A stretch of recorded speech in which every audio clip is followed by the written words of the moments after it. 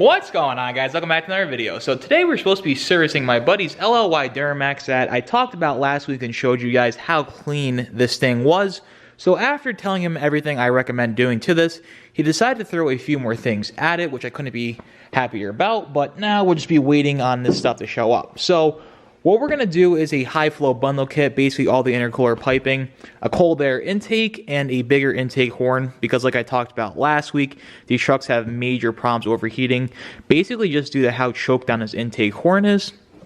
And also when we're in here, we're doing an upgraded coolant tank, and there's no point in me today, you know, flushing out the coolant system, filling this back up, going through all that work, just to drain it back out and fill it back up with new coolant. I don't like wasting time or money, and there's no point in wasting all that coolant and time and all that other stuff. And B, the rear end, he's going to do a Mag high-tech rear end diff cover that needs to get powder coated. So basically, I have to get this stuff ordered for it, and that's going to take a few weeks. So I figured I'd give you guys a quick update on that. And also, another major update that I want to give you guys today, along with one more thing, but we'll talk about the most important thing today, and that is my 24 Duramax order. Now, like I was saying a few weeks ago, hopefully ordering for the 24 would open up at the end of January, but I just got confirmation that hopefully on the 19th of January, so basically in 2 weeks, I should be able to place my order into the factory to start getting my truck built, which I couldn't be more excited about. I feel like I've been waiting on this forever, but in reality, it's only really been since October, so a few months, but like I said, I'm keeping you guys posted the whole way through. Now, there's kind of a couple things that I'm hoping that when I get my order in would happen, and that's one, that when I get my order in, that the truck won't get built that fast. Now, I hope it takes a while because of two things. One, which is winter, so I don't want to drive it in the winter.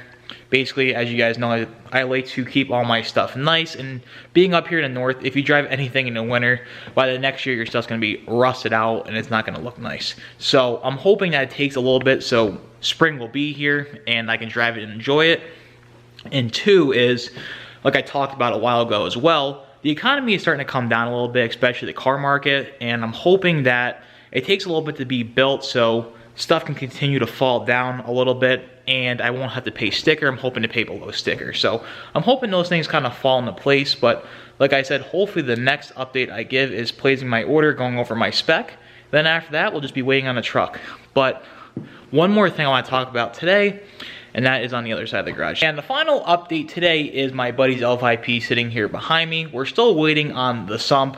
For whatever reason, it's so hard to find stuff for these trucks anymore online, so I'm going to hit up my buddy tomorrow, Mark DeCola at MDDP, and hopefully he'll pull through with one for me. He's a real good buddy of mine, and he's really good at helping me out in a jam, so I'm going to hit him up tomorrow for that. But as this truck's been sitting here, my buddy's starting to get some more ideas what he wants to do with it, and the idea that he wants to do, or the move that we're going to start pushing forward for, is to set this up for next sled pulling season, because I was talking about doing my Cummins, and he goes, you know what, let's set this up. And I said this couldn't be a better option to do this on, because it already has the 369 turbo on it, which is absolutely great. It's basically the biggest turbo you can go if you want to run work stock. Now, with work stock, you're supposed to retain the factory pedestal location, which the 369 basically does. It's not a twisted pedestal like the S472 series, and it's already got a built trans. Now, the final thing that we'll be doing on this, that I can't wait to make a video on, is we'll be doing a 12 mil pump down in the valley. Basically, I've done everything to the L5Ps on my channel. If you've gone back and see, I've done stealths, compounds, basically every setup possible, but this truck is just lacking the one thing that I haven't made a video about, and that is putting an injection pump in there. And this time around, we're going to do S&S. On my truck, I've done Extra G.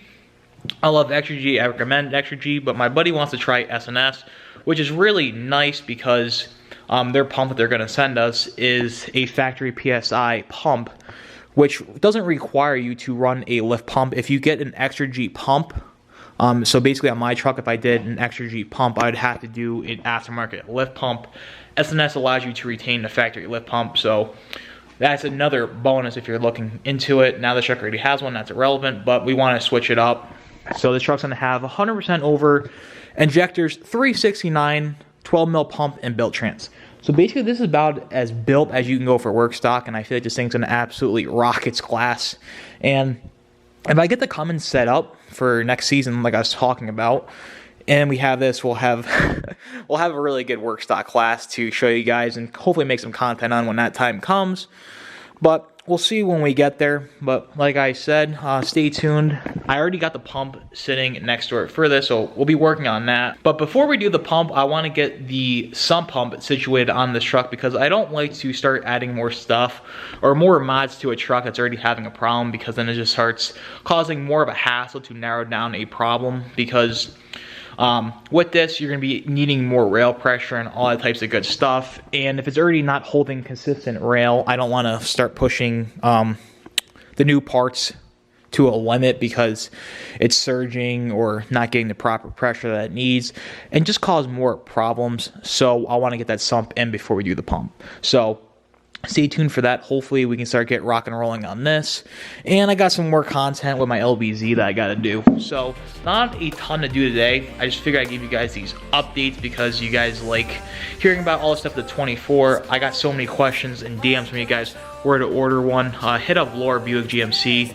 That's where I'm getting mine. So basically stay tuned till next week. We'll have a lot more content, and hopefully the week after that will be placing my order for the 24th. So if you guys are new here, be sure to subscribe. If you like this video, be sure to leave it a big thumbs up. But until next time, I'll see you guys in the next one. Take care. Stop this conversation.